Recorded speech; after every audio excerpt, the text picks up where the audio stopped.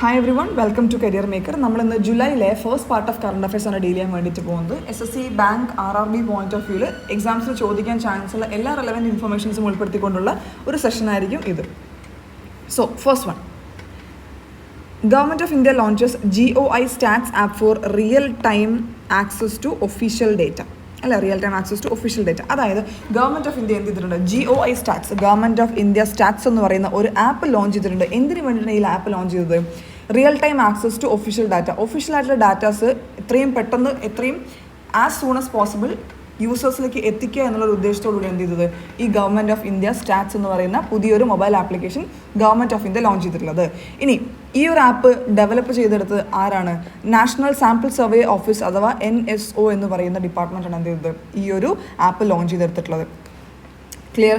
ആരാണ് ലോഞ്ച് ചെയ്തത്? National sample survey ഓഫീസാണ്. അതുപോലെ തന്നെ ആപ്പിൻ്റെ പേരെന്തായിരുന്നു? GOI സ്റ്റാറ്റ്സ് അഥവാ government of India stats. Okay, കുറച്ചും കൂടി റെലവൻറ്റ് ഇൻഫർമേഷൻസ് താഴെ കൊടുത്തിട്ടുണ്ട്. ഈ ഒരു ആപ്പിനകത്ത് നമുക്ക് ലഭിക്കാവുന്ന ഇൻഫർമേഷൻസ് എന്തൊക്കെയാണ് അല്ലേ? ഇൻഫർമേഷൻസ് എന്തൊക്കെയാണ്? The crucial socio economic indicators such as GDP, inflation rate, employment statistics തുടങ്ങിയ കാര്യങ്ങളൊക്കെ എന്ത് ചെയ്യും യൂസേഴ്സിനെ വളരെ പെട്ടെന്ന് തന്നെ അവർക്ക് ലഭിക്കാവുന്ന രീതിയിലാണ് എന്ത് ചെയ്തിട്ടുള്ളത് ഈ ഒരു ആപ്പ് ഡിസൈൻ ചെയ്തിട്ടുള്ളത്. അതാണ് ഈ ആപ്പിൻ്റെ മെയിൻ ഉദ്ദേശം എന്ന് പറയുന്നത്. Okay, moving forward, India's Ayush Shetty wins US Open 2025. Tanvi Sharma finishes as the runner up. അല്ലെ, ഇന്ത്യക്കാരനായിട്ടുള്ള 20 വയസ്സുകാരനായിട്ടുള്ള ആയുഷ് ഷെട്ടി എന്ന് പറയുന്ന വ്യക്തി എന്ത് ചെയ്തിട്ടുണ്ട്? US Open 2025 വിൻ ചെയ്തിട്ടുണ്ട്. BWF വേൾഡ് ടൂർ ടൈറ്റിലാണ് വിൻ ചെയ്തിട്ടുള്ളത്. Claiming the victory at US Open 2025. അല്ലേ, ഇന്ത്യക്കാരനാണ്. ആളുടെ പേരെന്തായിരുന്നു? ആയുഷ് ഷെട്ടിയാണ്. വിൻ ചെയ്തത് എന്താണ്? US Open 2025 ആണ് വിൻ ചെയ്തിട്ടുള്ളത്.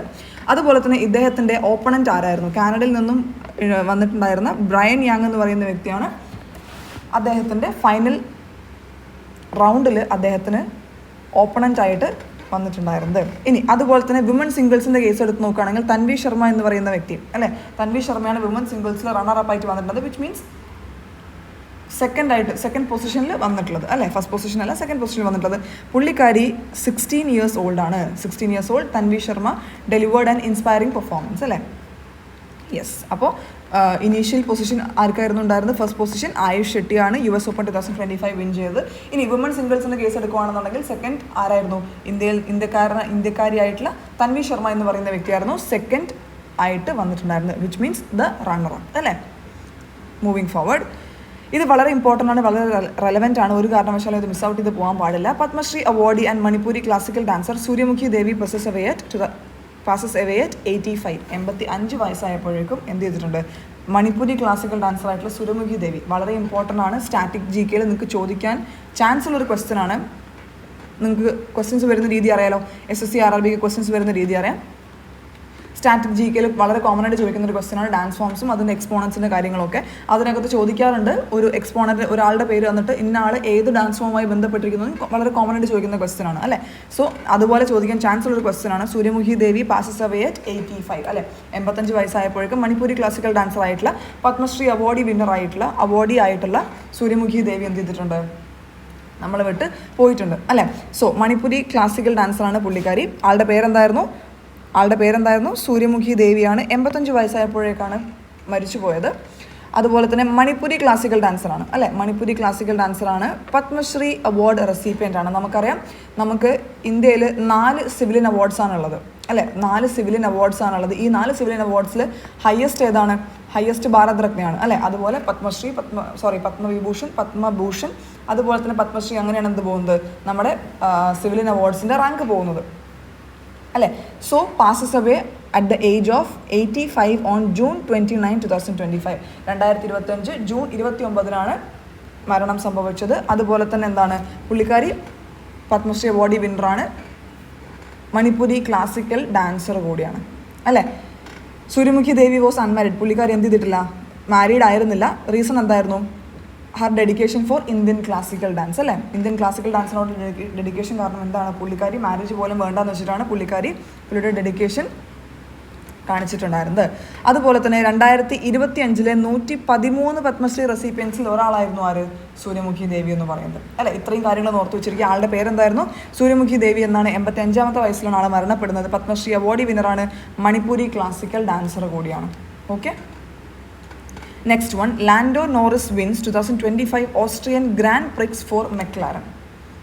ലാൻഡോ നോറിസ് എന്ന് പറയുന്ന വ്യക്തി എന്ത് ചെയ്തിട്ടുണ്ട്? 2025 ഓസ്ട്രിയൻ ഗ്രാൻഡ് പ്രിക്സ് അവാർഡ് എന്ത് ചെയ്തിട്ടുണ്ട്? വിൻ ചെയ്തിട്ടുണ്ട് അല്ലേ. Austrian grand prix award win ചെയ്തിട്ടുണ്ട്. സ്പോർട്സുമായി ബന്ധപ്പെട്ട് വളരെ കോമൺ ആയിട്ട് ചോദിക്കാൻ ചാൻസ് ഉള്ള ക്വസ്റ്റൻ ആണ്. ജസ്റ്റ് ആളുടെ പേര് മാത്രം ഒന്ന് നോട്ട് ചെയ്ത് വെച്ചേക്കാം. ഓപ്പണന്റ് ആരായിരുന്നു എന്നും കൂടി എന്ത് ചെയ്താൽ മതി? നമ്മൾ നോട്ട് ചെയ്ത് വെച്ചാൽ മതി അല്ലേ. ഡിഫീറ്റിംഗ് ദ ടീംമേറ്റ് ഓസ്കർ പയസ്ട്രി എന്ന് പറയുന്ന വ്യക്തിനെ ഡിഫീറ്റ് ചെയ്തതിന് ശേഷമാണ് എന്ത് ചെയ്തത്? ഓസ്ട്രിയൻ ഗ്രാൻഡ് പ്രിക്സ് 2025 വിന്നറായിട്ട് ലാൻഡോ നോറിസിനെ പ്രഖ്യാപിച്ചിട്ടുണ്ടായിരുന്നത് അല്ലേ. ഇനി ഈ ഓസ്ട്രിയൻ ഗ്രാൻഡ് പ്രിക്സുമായി ബന്ധപ്പെട്ട് വളരെ റെലവൻ്റ് ആയിട്ടുള്ള കുറച്ച് ഇൻഫർമേഷൻസ് താഴെ കൊടുത്തിട്ടുണ്ട്. എന്താണ് ഇതിൻ്റെ ഒഫീഷ്യൽ നെയിം? ഓസ്ട്രിയൻ ഗ്രാൻഡ് പ്രിക്സിൻ്റെ ഒഫീഷ്യൽ നെയിം എന്താണ്? Formula 1 MSC cruises Austrian grand prix 2025. ഇതാണ് അതിൻ്റെ ഒറിജിനൽ ആൻഡ് ഒഫീഷ്യൽ നെയിം എന്ന് പറയുന്നത് അല്ലേ. ഇനി ഇത് നടക്കുന്നത് എവിടെ വെച്ചിട്ടാണ്? ഇതിൻ്റെ ലൊക്കേഷൻ എവിടെയാണ്? സ്റ്റിറിയ, ഓസ്ട്രിയ. ഓസ്ട്രിയയിലെ സ്റ്റിറിയ എന്ന് പറയുന്ന സ്ഥലത്താണ് എന്ത് ഇതിൻ്റെ ലൊക്കേഷൻ വരുന്നത്. ഫസ്റ്റ് പൊസിഷൻ ആർക്കാണ് കിട്ടിയത്? ലാൻഡോ നോറിസ് എന്ന് പറയുന്ന വ്യക്തിക്കാണ്, നമ്മളിപ്പോൾ ഡിസ്കസ് ചെയ്ത ആൾക്ക് അല്ലേ. സെക്കൻഡ് വൺ ആർക്കായിരുന്നു? Oscar Piastri. Third position Charles Leclerc അല്ലേ. ഇങ്ങനെയാണ് 3 പേര് ഓസ്ട്രിയൻ ഗ്രാൻഡ് പ്രിക്സിൻ്റെ വിന്നറായിട്ടുള്ള ഫസ്റ്റ് 3 പൊസിഷൻസ് ഹോൾഡ് ചെയ്യുന്ന ആൾക്കാരുടെ പേരാണ് കൊടുത്തേക്കുന്നത്. ഫസ്റ്റ് ആർക്കായിരുന്നു? Lando Norris. അദ്ദേഹം ഡിഫീറ്റ് ചെയ്തത് ആരെയായിരുന്നു? ഓസ്കർ പയസ്ട്രി എന്ന് പറയുന്ന വ്യക്തിയായിരുന്നു. ഏത് ഇവൻ്റ് ആയിരുന്നു? 2025 ഓസ്ട്രിയൻ ഗ്രാൻഡ് പ്രിക്സ് എന്ന് പറയുന്ന ഇവൻ്റ് ആയിരുന്നു ലാൻഡോ നോറിസ് വിൻ ചെയ്തിട്ടുണ്ടായിരുന്നത്. ക്ലിയർ ആണെന്ന് വിശ്വസിക്കുന്നു. അടുത്ത പോയിന്റിലേക്ക് മൂവ് ചെയ്യാണ്. വെരി ഇമ്പോർട്ടൻറ്റ് PM കിസാൻ അല്ലേ. നമുക്ക് ഈ സ്കീംസ് അതുപോലെ തന്നെ എക്കണോമിക്സ് ചോദിക്കാൻ ചാൻസ് ഉള്ള 5 ഇയർ പ്ലാൻസ് ഒക്കെ പോലെ തന്നെ ചോദിക്കാൻ ചാൻസ് ഉള്ള ഏറ്റവും റെലവൻ്റ് ആയിട്ടുള്ള ഇൻഫർമേഷൻസ് ആണ് സ്കീംസ് എന്ന് പറയുന്നത് അല്ലേ. സെൻട്രൽ ഗവൺമെൻറ് സ്കീംസ് ഞാൻ കഴിഞ്ഞ ക്ലാസ്സിലും പറഞ്ഞിട്ടുണ്ടായിരുന്നു. വളരെ ഇമ്പോർട്ടൻ്റ് ആണ്, വളരെ റെലവൻ്റ് ആണ് എന്നുള്ളത്. ഈ PM കിസാൻ സമ്മാൻ നിധി എന്ന് പറയുന്നത് എന്താണ്? 2019 ലോഞ്ച് ചെയ്ത ഒരു സ്കീമായിരുന്നു. 2019 ലോഞ്ച് ചെയ്തതാണ്. 2018 ഏകദേശം ഇതിൻ്റെ രൂപധാരണ കൊണ്ടുവരുന്നത്. സെൻട്രൽ ഗവൺമെൻറ് എന്ത് ചെയ്യാണ്? 2018 ഇങ്ങനൊരു കാര്യമുണ്ട് എന്ന് ഒഫീഷ്യലി അനൗൺസ് ചെയ്യുകയാണ്. അതിനുശേഷം 2019 എന്ത് ചെയ്യുന്നത്? ഈ PM കിസാൻ എന്ന് പറയുന്ന പദ്ധതി ജനങ്ങളിലോട്ട് എത്തുന്നത്. അതിനുശേഷം ഫാമേഴ്സിൻ്റെ ഇടയിൽ എന്തൊക്കെ മാറ്റങ്ങൾ സംഭവിച്ചു, അതല്ലെങ്കിൽ ഈ ഒരു സ്കീം കൊണ്ടുവന്നതുകൊണ്ട് എന്താണ് ഈ സ്കീം കൊണ്ട് സെൻട്രൽ ഗവൺമെൻറ് ഉദ്ദേശിക്കുന്നത്? പ്രതിമാസം 2000 രൂപ, ഓക്കെ, പെർ മന്ത് 2000 റുപ്പീസ് എന്ന് പറയുന്ന ഒരു ചെറിയ എമൗണ്ട്. അപ്പോൾ എന്താണ്? ചെറിയൊരു മിസ്റ്റേക്ക് പറ്റി. പ്രതിമാസമല്ല, 2000 റുപ്പീസ് എവറി 4 മന്ത് കേട്ടോ. ഓരോ 4 മാസത്തിലും എന്ത് ചെയ്യാണ്? 2000 രൂപ ഫാമേഴ്സിലേക്ക് എത്തിക്കുക.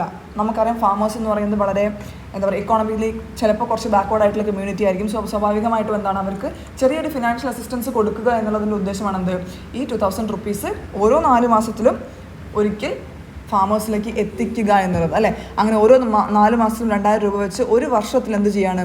6000 റുപ്പീസ് ഒരു ഗവൺമെൻറ് എയ്ഡ് പോലെ ഫാമേഴ്സിലേക്ക് എത്തിക്കുന്നതാണെന്ത്? ഈ PM കിസാൻ എന്ന് പറയുന്ന ഈ ഒരു സ്കീമിൻ്റെ മേജർ ഉദ്ദേശം. ഓക്കെ, ഇനി ഈ PM Kisan Samman Nidhi Yojana launched by prime minister Narendra Modi has become A crucial source അല്ലെ. ഫിനാൻഷ്യൽ സപ്പോർട്ട്, ഈ മാർജിനൽ ഫാമേഴ്സിന് ഫിനാൻഷ്യൽ സപ്പോർട്ട് കൊടുക്കുക എന്ന് പറയുന്നതിന് ഏറ്റവും വലിയൊരു പങ്ക് വഹിച്ചത് എന്താണ്? ഈ PM കിസാൻ സമ്മാൻ നിധി യോജന എന്ന് പറയുന്ന ഈ സ്കീമാണ്. ഈ പേര് ഒരു കാരണവശാലും മറന്നു പോകാതിരിക്കുക. SSC RRBക്ക് പ്രിപ്പയർ ചെയ്യുന്ന ഒരു കുട്ടികളും എന്ത് ചെയ്യാൻ പാടില്ല? ഈ PM കിസാൻ സമ്മാൻ നിധി എന്ന് പറയുന്ന ഈ ഒരു സ്കീമിൻ്റെ പേര് ഒരു കാരണവശാലും വിട്ടുപോകാൻ പാടില്ല.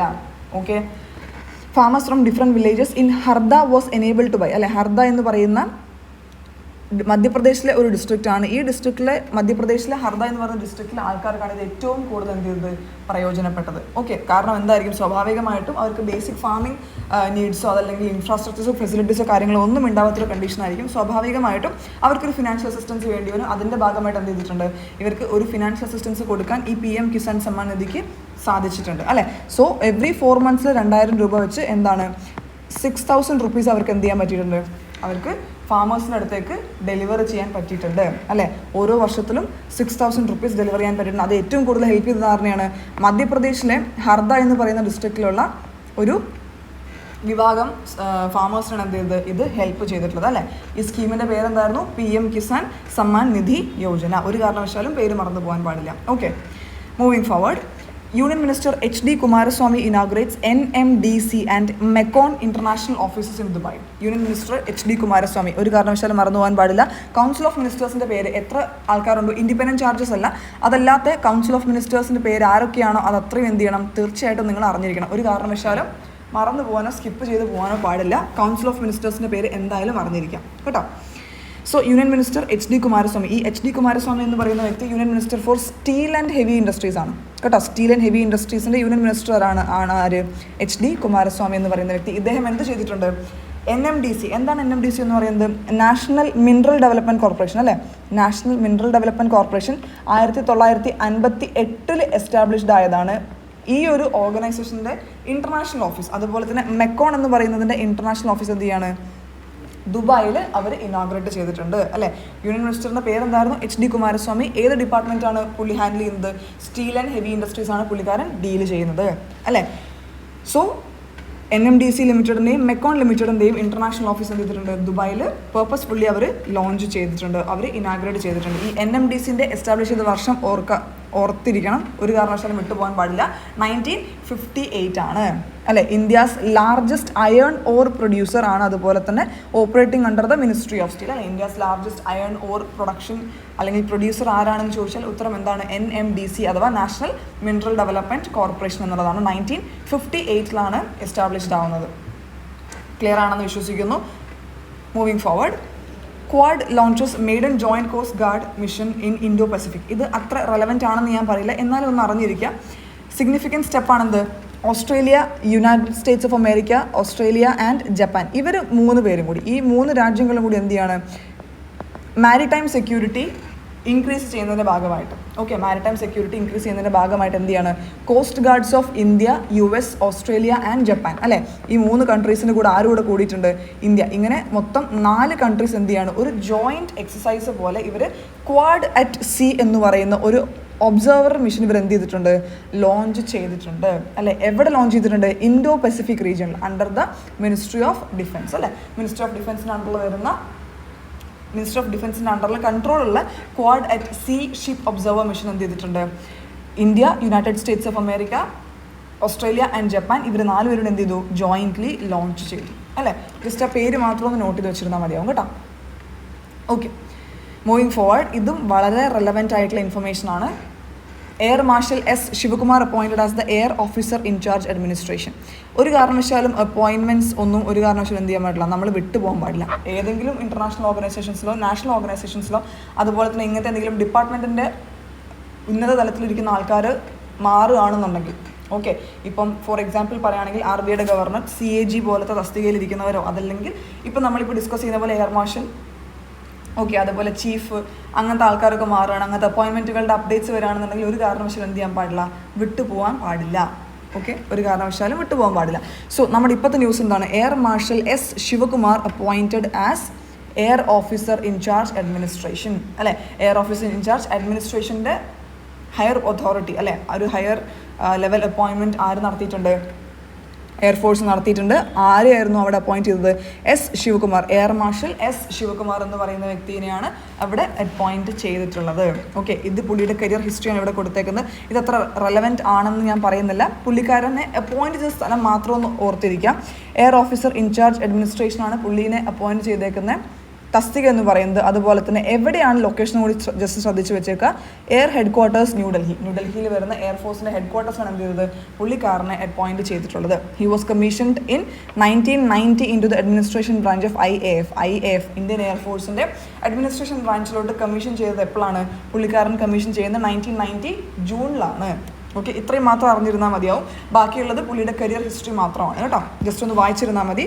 മൂവിങ് ഫോർവേഡ്, ഇതും അത്യാവശ്യം റെലവൻ്റ് ആയിട്ടുള്ള ഇമ്പോർട്ടൻ്റ് ആയിട്ടുള്ള ഇൻഫർമേഷനാണ്. PM Modi conferred with the highest civilian honour of Trinidad and Tobago.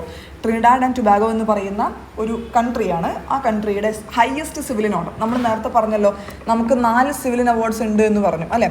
Bharat Ratna, Padma Bhushan and Padmashri അല്ലേ, ഇങ്ങനെ 4 സിവിലിയൻ അവാർഡ്സ് ഉണ്ട് എന്ന് പറഞ്ഞു. അതുപോലെ എന്താണ്, ട്രിനിഡാഡ് ആൻഡ് ടുബാഗോയിലെ ഹയസ്റ്റ് സിവിലിയൻ ഓണർ ആണെന്ത്? നമ്മുടെ പ്രധാനമന്ത്രിയായിട്ടുള്ള ശ്രീ നരേന്ദ്രമോദിക്ക് ലഭിച്ചിട്ടുള്ളത്. Okay, PM Narendra Modi was conferred with the order of republic. ആ ട്രിനിഡാഡ് ആൻഡ് ടുബാഗോൻ്റെ ഹയസ്റ്റ് സിവിലിയൻ ഓണർ എന്താണ്? ഓർഡർ ഓഫ് റിപ്പബ്ലിക് എന്ന് പറയുന്ന അവാർഡാണ് അവരുടെ ഹയസ്റ്റ് സിവിലിയൻ ഓണർ. ഓക്കെ, ആ ഹയസ്റ്റ് സിവിലിയൻ ഓണർ എന്ത് ചെയ്തിട്ടുണ്ട്? നമ്മുടെ പ്രധാനമന്ത്രിക്ക് ലഭിച്ചിട്ടുണ്ട്. Highest civilian honour of Caribbean നേഷനായിട്ടുള്ള ട്രിനിഡാഡ് ആൻഡ് ടുബാഗോ എന്ന് പറയുന്ന ആ ഒരു റിപ്പബ്ലിക്കിൻ്റെ ഹയസ്റ്റ് സിവിലിയൻ ഓണർ ആർക്ക് ലഭിച്ചു? പ്രധാനമന്ത്രി നരേന്ദ്രമോദിക്ക് ലഭിച്ചിട്ടുണ്ട്. ഓക്കെ, അതിൻ്റെ പേര് ഓർത്ത് വെച്ചേക്കുക, order of the republic of Trinidad and Tobago. Okay, ഇത്ര മാത്രം അറിഞ്ഞിരുന്നാൽ മതി. പ്രധാനമന്ത്രി നരേന്ദ്രമോദി കിട്ടിയ ദിവസം ഓർത്തിരിക്കുക, അതുപോലെ തന്നെ ഏത് നേഷനാണെന്ന് ഓർത്തിരിക്കുക, ആ ഒരു അവാർഡിൻ്റെ പേര് ഓർത്തിരിക്കുക. ഓക്കെ, ഇനി moving forward. India's first national cooperative university launched in Gujarat. ഇന്ത്യയുടെ ആദ്യത്തെ നാഷണൽ ലെവലിലുള്ള ഒരു കോപ്പറേറ്റീവ് യൂണിവേഴ്സിറ്റി എന്ത് ചെയ്തിട്ടുണ്ട്? ഗുജറാത്തിൽ ലോഞ്ച് ചെയ്തിട്ടുണ്ട്. ആര് ലോഞ്ച് ചെയ്തു? Home and corporation minister Amit Shah launch ചെയ്തിട്ടുണ്ട് അല്ലേ, along with Gujarat chief minister Bhupendra Patel. ഗുജറാത്തിൻ്റെ ചീഫ് മിനിസ്റ്റർ ആയിട്ടുള്ള ഭൂപേന്ദ്ര പട്ടേലും union home and corporation minister Amit ഷായും കൂടെ ഒരുമിച്ച് എന്ത് ചെയ്തു? ഇന്ത്യയുടെ ആദ്യത്തെ നാഷണൽ ലെവൽ കോപ്പറേറ്റീവ് യൂണിവേഴ്സിറ്റിക്ക് വേണ്ടിയിട്ടുള്ള ഫൗണ്ടേഷൻ സ്റ്റോൺ അവർ സെറ്റ് ചെയ്ത് വെച്ചിട്ടുണ്ട് അല്ലേ. നെയിംഡ് ത്രിഭുവൻ കോപ്പറേറ്റീവ് യൂണിവേഴ്സിറ്റി അല്ലേ. ആ കോപ്പറേറ്റീവ് യൂണിവേഴ്സിറ്റിൻ്റെ പേരെന്താണ്? ത്രിഭുവൻ കോപ്പറേറ്റീവ് യൂണിവേഴ്സിറ്റി എന്നാണ്. ഇൻ അനന്ത്, ഗുജറാത്ത്. ഗുജറാത്തിലെ അനന്ത് എന്ന് പറയുന്ന സ്ഥലത്താണ് എന്ത് ചെയ്തത്? ഈ ഒരു ഇന്ത്യയുടെ ആദ്യത്തെ കോപ്പറേറ്റീവ് യൂണിവേഴ്സിറ്റിയുടെ തറക്കല്ല് അവർ ഇട്ടിട്ടുള്ളത് അല്ലേ. The city is known as the cradle of India's dairy movement. Okay, dairy പ്രൊഡക്ഷനുമായി ബന്ധപ്പെട്ട് പാലുൽപ്പന്നങ്ങളുമായി ബന്ധപ്പെടുന്ന മൂവ്മെൻറ്റുമായി വളരെയധികം സാമ്യമുള്ള, വളരെയധികം ബന്ധമുള്ള ഒരു ഡിസ്ട്രിക്റ്റ് ആണെന്ത്? ആനന്ദ് എന്ന് പറയുന്ന, ഗുജറാത്തിലെ ആനന്ദ് എന്ന് പറയുന്ന ഡിസ്ട്രിക്റ്റ്. ആ ഡിസ്ട്രിക്റ്റിൽ അവർ എന്ത് ചെയ്തിട്ടുണ്ട്? ഈ പറയുന്ന ഇന്ത്യയുടെ ആദ്യത്തെ കോപ്പറേറ്റീവ് യൂണിവേഴ്സിറ്റി അവർ ബിൽഡ് ചെയ്തിട്ടുണ്ട്. ക്ലിയർ? ഇനി moving forward. PM Modi conferred with Brazil's highest civilian order അല്ലേ. നേരത്തെ നമ്മൾ ഡിസ്കസ് ചെയ്ത് എന്തായിരുന്നു? ട്രിനിഡാഡ് ആൻഡ് ടൊബാഗോ അല്ലേ. ട്രിനിഡാഡ് ആൻഡ് ടൊബാഗോ എന്ന് പറയുന്ന റിപ്പബ്ലിക്കിലുള്ള ട്രിനിഡാഡ് ആൻഡ് ടൊബാഗോ അല്ലേ. ഈ റിപ്പബ്ലിക്കിൻ്റെ ഹയസ്റ്റ് സിവിലിയൻ ഓണർ ആർക്ക് ലഭിച്ചു എന്നാണ് പറഞ്ഞത്? PM മോദിക്ക് ലഭിച്ചു എന്നാണ് പറഞ്ഞത്. ഇപ്പോൾ നമ്മൾ എന്താ ഡിസ്കസ് ചെയ്യുന്നത്? ബ്രസീലിൻ്റെ ഹയസ്റ്റ് സിവിലിയൻ ഓണർ ആർക്ക് ലഭിച്ചിട്ടുണ്ട്? PM മോദിക്ക് ലഭിച്ചിട്ടുണ്ട് അല്ലേ. ഇനി നമ്മൾ ഡിസ്കസ് ചെയ്യാൻ പോകുന്നത് എന്താണ്? ഈ ബ്രസീലിലെ ഹയസ്റ്റ് സിവിലിയൻ ഓർഡറിൻ്റെ പേരെന്താണ്? Grand Collar of the National Order of the Southern Cross. Okay, ഇതാണ് അവിടുത്തെ ഹയസ്റ്റ് സിവിലിയൻ ഓർഡറിൻ്റെ പേര് അല്ലേ. Grand Collar of the National Order of Southern Cross. ഇതാണ് അവിടുത്തെ ഹയസ്റ്റ് സിവിലിയൻ അവാർഡ്. എവിടുത്തെ സിവിലിയൻ അവാർഡാണ്? ബ്രസീലിലുള്ള സിവിലിയൻ അവാർഡാണ്. ഇതാരാണ് പ്രസൻറ്റ് ചെയ്തത്? ബ്രസീലിലെ പ്രസിഡന്റ് ലുല ഡ സിൽവ എന്ന് പറയുന്ന വ്യക്തിയാണ് എന്ത് ചെയ്തത്? ഈ ഒരു അവാർഡ് പ്രസൻറ്റ് ചെയ്തിട്ടുള്ളത്. ഇത്രയും ക്ലിയർ ആണെന്ന് വിശ്വസിക്കുന്നു. Moving forward. Uttar Pradesh jumps from 29th to 18th rank in SDG index അല്ലേ. ഉത്തർപ്രദേശ് എന്ത് ചെയ്തിട്ടുണ്ട്? 29ൽ നിന്നും 18ാമത്തെ റാങ്കിലേക്ക് അവർ ഉയർന്നിട്ടുണ്ട്. എന്തിൻ്റെ ഇൻഡെക്സാണ് ഇവർ ഡിസ്കസ് ചെയ്യുന്നത്? Sustainable developmental goals. SDG എന്ന് പറയുന്നത് എന്താ? സസ്റ്റൈനബിൾ ഡെവലപ്മെൻറ്റൽ ഗോൾസിൻ്റെ റാങ്ക് ഇൻഡെക്സിൽ നിന്നും അവർ എന്ത് ചെയ്തിട്ടുണ്ട്? 29ൽ നിന്നിരുന്ന ഉത്തർപ്രദേശ് ഇപ്പോൾ എന്താണ്? 18th പൊസിഷനിലോട്ട് ഉയർന്നിട്ടുണ്ട് അല്ലേ. അവർ സസ്റ്റൈനബിൾ ഡെവലപ്മെൻറ്റൽ ഗോൾസ്, എന്താണ് സസ്റ്റൈനബിൾ ഡെവലപ്മെൻറ്റ് എന്ന് വെച്ചാൽ? നമുക്കറിയാം, നമ്മൾ ഈ പ്ലാസ്റ്റിക് അല്ലെങ്കിൽ അങ്ങനെ നേഷനെയോ അല്ലെങ്കിൽ ഭൂമിനെയോ ഹാം ചെയ്യുന്ന രീതിയിൽ യാതൊന്നും ചെയ്യാതെ പ്രോപ്പറായിട്ട് എന്താണ് നല്ല രീതിക്ക് മുന്നോട്ട് പോകും. എൻവയൺമെൻറ്റ് സംരക്ഷിച്ചുകൊണ്ട് നമ്മളും അതിനോടൊപ്പം എന്ത് ചെയ്യുക? മൂവ് ചെയ്യുന്നതിനാണ് നമ്മൾ നോർമലി സസ്റ്റൈനബിൾ ഡെവലപ്മെൻ്റ് ആയിട്ട്. കുറച്ചുകൂടി ബ്രോഡായിട്ടുള്ള ഡെഫിനേഷനാണ് ആക്ച്വലി അതിനുള്ളത്. പക്ഷേ സിമ്പിളായിട്ട് പറഞ്ഞാൽ ഈ ഒരു രീതിയിൽ നമുക്കതിനെ സ്റ്റേറ്റ് ചെയ്യാൻ വേണ്ടി പറ്റും അല്ലേ. ആദ്യം ഉത്തർപ്രദേശ് ഈ SDG ഇൻഡെക്സിൽ എത്രാമതായിരുന്നു? 29ാമതായിരുന്നു. ഇപ്പോൾ എത്രാമത്തെ പൊസിഷനിലാണ് നിൽക്കുന്നത്? 18th പൊസിഷനിലാണ് അവരിപ്പോൾ നിൽക്കുന്നത് അല്ലേ. ഇനി ഈ ഒരു SDG എന്ന് പറയുന്ന, അതായത് സസ്റ്റൈനബിൾ ഡെവലപ്മെൻറ്റൽ ഗോൾസിന് ഉത്തർപ്രദേശിനെ ഹെൽപ്പ് ചെയ്ത കുറച്ച് സ്കീമുകളുണ്ട്. ജസ്റ്റ് അറിഞ്ഞിരുന്നാൽ മതി. എന്തൊക്കെയാണ് സ്കീമെന്ന് നോക്കാം. ഹർ ഘർ ജൽ അല്ലേ, വാട്ടർ കണക്ഷനുമായി ബന്ധപ്പെട്ടതാണ് ഈ ഹർ ഘർ ജൽ എന്ന് പറയുന്ന സ്കീം. അതുപോലെ ഹർ ഘർ ബിജ്ലി, അതായത് ഇലക്ട്രിസിറ്റിയുമായി ബന്ധപ്പെട്ടത്. അങ്ങനെ എന്തുണ്ട്? ഒരുപാട് സ്കീമുകളും ഉത്തർപ്രദേശിലെ district as well as state സ്കീമുകളാണ്. ഇത്രയും സ്കീമുകൾ എന്ത് ചെയ്തിട്ടുണ്ട്? കന്യാസുമംഗല പോഷൻ അഭിയാൻ എന്നൊക്കെ പറഞ്ഞ് ഇത്രയും സ്കീമുകൾ എന്ത് ചെയ്തിട്ടുണ്ട്? ഉത്തർപ്രദേശിനെ ഈ 18th പൊസിഷനിലോട്ട്, SDG ഇൻഡെക്സിൻ്റെ 18th പൊസിഷനിലോട്ട് എന്ത് ചെയ്തിട്ടുണ്ട്? ഉത്തർപ്രദേശിനെ ഹെൽപ്പ് ചെയ്തിട്ടുണ്ട്. ക്ലിയർ ആണെന്ന് വിശ്വസിക്കുന്നു. ഉത്തർപ്രദേശിന് ആദ്യം എത്രാമത്തെ റാങ്കായിരുന്നു? 29th റാങ്കായിരുന്നു. ഇപ്പോൾ അത് 18th റാങ്കാണ് in the SDG index. Clear ആണെന്ന് വിശ്വസിക്കുന്നു. Moving forward. Kasaragod wins Kerala's fishery department excellence award 2025. നമുക്ക് വളരെ കോമൺ ആയിട്ട്, വളരെ ഈസി ആയിട്ട് ഓർത്ത് വെക്കാൻ പറ്റുന്ന കേരളയെ പറ്റിയിട്ടുള്ളൊരു റെലവൻറ്റ് ആയിട്ടുള്ള ഇൻഫർമേഷൻ ആണ്. കേരള ആൻഡ് ഫിഷറീസ് ഡിപ്പാർട്ട്മെൻറ്റിൻ്റെ എക്സലൻസ് അവാർഡ് 2025 അല്ലേ. 2025 ഫിഷറീസ് ഡിപ്പാർട്ട്മെൻറ്റിൻ്റെ, കേരള ഫിഷറീസ് ഡിപ്പാർട്ട്മെൻറ്റിൻ്റെ എക്സലൻസ് അവാർഡ് ആർക്ക് ലഭിച്ചിട്ടുണ്ട്? കാസർഗോഡിന് ലഭിച്ചിട്ടുണ്ട് അല്ലേ. എന്തിനു വേണ്ടിയിട്ടാണ് ഈ ഒരു എക്സലൻസ് അവാർഡ് കൊടുക്കുന്നത്?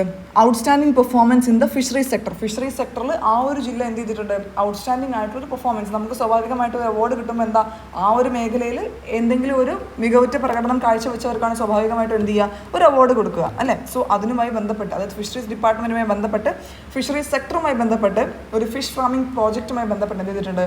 കാസർഗോഡ് എന്ന് പറയുന്ന ഡിസ്ട്രിക്റ്റ് വളരെയധികം നല്ലൊരു പെർഫോമൻസ് കാഴ്ചവെച്ചതിൻ്റെ ഭാഗമായിട്ട് എന്താണ്, കാസർഗോഡിന് കേരള ഫിഷറീസ് ഡിപ്പാർട്ട്മെൻറ്റിൻ്റെ എക്സലൻസ് അവാർഡ് 2025 2025 എക്സലൻസ് അവാർഡ് ആർക്ക് ലഭിച്ചു? കാസർഗോഡ് ജില്ലയ്ക്ക് ലഭിച്ചിട്ടുണ്ട്.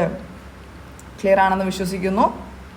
Moving forward, Sonali Mishra appointed as the first women DG of railway protection force. Very important. നേരത്തെ ഞാൻ പറഞ്ഞതുപോലെ അപ്പോയിൻമെൻറ്റ്സ് ആ വെരി ഇമ്പോർട്ടൻറ്റ്. അപ്പോയിൻമെൻറ്റ്സ് വളരെ ഇമ്പോർട്ടൻ്റ് ആണ്, ഒരു കാരണവശാലും മിസ് ചെയ്യാൻ പാടില്ല. സൊനാലി മിശ്ര എന്ന് പറയുന്ന വ്യക്തിനെ എന്ത് ചെയ്തിട്ടുണ്ട്? റെയിൽവേ പ്രൊട്ടക്ഷൻ ഫോഴ്സ് RPFൻ്റെ ആദ്യത്തെ വുമൺ ഡയറക്ടർ ജനറലായിട്ട് അവരെ അപ്പോയിൻറ്റ് ചെയ്തിട്ടുണ്ട് അല്ലേ. ആദ്യത്തെ വനിതാ ഡയറക്ടർ ജനറലായിട്ട്, RPFൻ്റെ ആദ്യത്തെ വനിതാ ഡയറക്ടർ ജനറലായിട്ട് ആരെ അപ്പോയിൻറ്റ് ചെയ്തു? സൊനാലി മിശ്രയെ അപ്പോയിൻറ്റ് ചെയ്തിട്ടുണ്ട്. പുള്ളിക്കാരി എന്താണ്? പുള്ളിക്കാരി മധ്യപ്രദേശ് കാഡറിലുള്ള 1993 IPS ഓഫീസർ കൂടിയാണ് അല്ലെ. ഹെർ അപ്പോയിൻമെന്റ് was approved by the appointments committee of the cabinet. Clear ആണെന്ന് വിശ്വസിക്കുന്നു. She will serve as the DG of RPF till her superannuation on October 31, 2026. 2026 October 31 വരെയാണ് എന്ത് ചെയ്യുന്നത്? പുള്ളിക്കാരി സൊനാലി മിശ്ര എന്ന് പറയുന്ന വ്യക്തി റെയിൽവേ പ്രൊട്ടക്ഷൻ ഫോഴ്സിൻ്റെ first ever women DG director ജനറലായിട്ട് പുള്ളിക്കാരി സേവനമനുഷ്ഠിക്കാൻ പോകുന്നത് അല്ലേ. ഇനി RPFുമായി ബന്ധപ്പെട്ട് വളരെ റെലവൻറ്റ് ആയിട്ടുള്ള കുറച്ച് ഇൻഫർമേഷൻസ് ഇവിടെ കൊടുത്തിട്ടുണ്ട്. RPF എന്ന് പറയുന്നത്, അഥവാ റെയിൽവേ പ്രൊട്ടക്ഷൻ ഫോഴ്സ് എന്ന് പറയുന്നത് constituted under RPF act 1957. Just year മാത്രം ഓർത്ത് വെച്ചിരുന്നാൽ മതി. RPF ആക്ട് എസ്റ്റാബ്ലിഷ് ചെയ്ത വർഷം അല്ലെങ്കിൽ റെഗുലേറ്റ് ചെയ്ത വർഷം ഏതാണ്? 1957 ഇത്ര മാത്രം ഓർത്തിരിക്കുക. ആളുടെ പേര് ഓർത്തിരിക്കുക. സൊനാലി മിശ്ര അപ്പോയിൻറ്റഡ് ആസ് എന്താണ്? ആദ്യത്തെ വനിതാ ഡയറക്ടർ ജനറൽ ഓഫ് RPF അഥവാ റെയിൽവേ പ്രൊട്ടക്ഷൻ ഫോഴ്സ്. ക്ലിയർ ആണെന്ന് വിശ്വസിക്കുന്നു. അടുത്ത പോയിന്റിലേക്ക് മൂവ് ചെയ്യുകയാണ്. India launches world's first traditional knowledge digital library TKDL. ഇന്ത്യയുടെ ആദ്യത്തെ ഇന്ത്യ ആണ് എന്ത് ചെയ്യുന്നത്? ലോഞ്ച് ചെയ്യുന്നത് ലോകത്തിലെ ആദ്യത്തെ തന്നെ traditional knowledge digital library.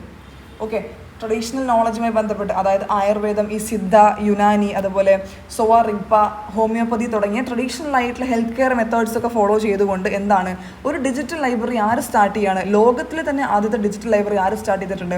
India start ചെയ്തിട്ട്, ഇന്ത്യ ലോഞ്ച് ചെയ്തിട്ടുണ്ട് അല്ലെ. India becomes the first country, ആദ്യത്തെ രാജ്യമായി മാറിയിരിക്കുകയാണ്. എന്തിന്? Traditional knowledge digital library start ചെയ്യാനുള്ള under the world health organisation. World health ഓർഗനൈസേഷനെ സംബന്ധിച്ചിടത്തോളം ലോകത്തിലെ തന്നെ ആദ്യത്തെ ട്രഡീഷണൽ നോളജുമായി ബന്ധപ്പെട്ടിട്ടുള്ള ഒരു ഡിജിറ്റൽ ലൈബ്രറി സ്റ്റാർട്ട് ചെയ്യുന്ന ആരാണ്? ഇന്ത്യയാണ്.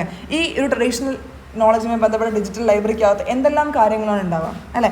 എന്തെല്ലാം കാര്യങ്ങളാണ് ഉണ്ടാവാം? ആയുർവേദ, സിദ്ധ, യുനാനി, സോവ റിഗ്പ തുടങ്ങിയ, അതുപോലെ ഹോമിയോപ്പതി തുടങ്ങിയ ട്രഡീഷണൽ മെത്തഡോളജീസ്, ട്രഡീഷണൽ മെഡിസിനുമായി ബന്ധപ്പെട്ടിട്ടുള്ള, മെഡിസിൻ സിസ്റ്റംസുമായി ബന്ധപ്പെട്ടിട്ടുള്ള കാര്യങ്ങളും ഡോക്യുമെൻസും ഒക്കെയാണ് അതിനകത്ത് ഉണ്ടാവുന്നത്. സോ നമ്മുടെ കാര്യം എന്തായിരുന്നു? നമ്മൾ പറഞ്ഞുകൊണ്ടുവന്നത് എന്തായിരുന്നു? ലോകത്തിലെ തന്നെ ആദ്യത്തെ ട്രഡീഷണൽ നോളജ് ഡിജിറ്റൽ ലൈബ്രറിയാണ്. ലോഞ്ച് ചെയ്തതാരാണ്? ഇന്ത്യയാണ്. അതിനകത്ത് എന്താ ഉണ്ടാവുന്നത്? ഹോമിയോപ്പതി, ആയുർവേദ, സിദ്ധ, യുനാനി തുടങ്ങിയിട്ടുള്ള റെലവൻ്റ് ആയിട്ടുള്ള ട്രഡീഷണൽ മെഡിസിൻസുമായി ബന്ധപ്പെട്ടുള്ള ഡോക്യുമെൻസും അതിൻ്റെ മെഡിക്കൽ സിസ്റ്റംസും മെഡിസിൻ ഒക്കെ എങ്ങനെയാണ് പ്രൊവൈഡ് ചെയ്യുന്നത് തുടങ്ങിയിട്ടുള്ള കാര്യങ്ങളൊക്കെ ഡിജിറ്റൽ ലൈബ്രറിക്കകത്ത് തീർച്ചയായിട്ടും ഉണ്ടാവുന്നതാണ്. മൂവിങ് ഫോർവേഡ്, നമ്മൾ ഇപ്പോൾ ഏകദേശം അപ്പോയിൻമെൻറ്റുകളെ പറ്റി 2 പോയിന്റ്സ് പറഞ്ഞിട്ടുണ്ടായിരുന്നു അല്ലേ. ഒരു എയർ മാർഷലിൻ്റെ അപ്പോയിൻമെൻറ്റിൻ്റെ കാര്യം പറഞ്ഞിട്ടുണ്ടായിരുന്നു, അതുപോലെ തന്നെ RPFൻ്റെ ഒരു അപ്പോയിൻമെൻറ്റിൻ്റെ കാര്യം പറഞ്ഞിട്ടുണ്ട്. അത് രണ്ടും വെരി ഇമ്പോർട്ടൻ്റ് ആണ്. അതുകൊണ്ടാണ് തീർച്ചയായിട്ടും ഞാൻ ഈ കറണ്ട് അഫയേഴ്സിൽ അത് ഉൾപ്പെടുത്തിയിട്ടുള്ളത്. ഇനി അതുകൂടാതെ എന്ത് ചെയ്തിട്ടുണ്ട്? നമ്മൾ സിവിലിയൻ ഓണർ അല്ലേ, ഹയസ്റ്റ് സിവിലിയൻ ഓണർ ഓഫ് 2 രാജ്യങ്ങളെ പറ്റി നമ്മൾ പറഞ്ഞു അല്ലേ. ഒന്ന് ബ്രസീലായിരുന്നു, അതുപോലെ തന്നെ ഒരു കരീബിയൻ രാഷ്ട്രമായിട്ടുള്ള ട്രിനിഡാഡ് ആൻഡ് ടൊബാഗോ എന്ന് പറയുന്ന ഒരു റിപ്പബ്ലിക്കിൻ്റെ കൂടിയായിരുന്നു അല്ലേ. ഈ കാണുന്ന 4 ഇൻഫർമേഷൻസും ഒരു കാരണവശാലും നിങ്ങൾ എന്ത് ചെയ്യാൻ പാടില്ല? മറന്നു പോകാൻ പാടില്ല കേട്ടോ. ഈ 4 ഇൻഫർമേഷൻസ് തീർച്ചയായിട്ടും പഠിച്ചിരിക്കുക. അതുപോലെ തന്നെ നമ്മളൊരു കാര്യം ഇവിടെ വളരെ ഇമ്പോർട്ടൻ്റ് ആണെന്ന് പറഞ്ഞിട്ടുണ്ടായിരുന്നു, PM കിസാനെ പറ്റിയുള്ള ഇൻഫർമേഷൻസ്. ആ സ്ലൈഡ് ഒന്ന് ജസ്റ്റ് പോയിട്ട് റിവൈൻഡ് അടിച്ച് നോക്കുക. ഫുൾ സ്ലൈഡ് നിങ്ങൾ എന്ത് ചെയ്യണം? വായിക്കാൻ ശ്രമിക്കണം. അതിനകത്തുള്ള കീ പോയിന്റ്സ് മാത്രമേ നമ്മൾ എന്ത് ചെയ്യത്തുള്ളൂ? ക്ലാസ്സിനകത്ത് ഡിസ്കസ് ചെയ്യത്തുള്ളൂ. സോ ക്ലാസ് നിങ്ങൾ ഫുൾ അറ്റൻറ്റീവായിട്ടിരുന്ന് കേട്ടു എന്ന് വിശ്വസിക്കുന്നു. Thank you.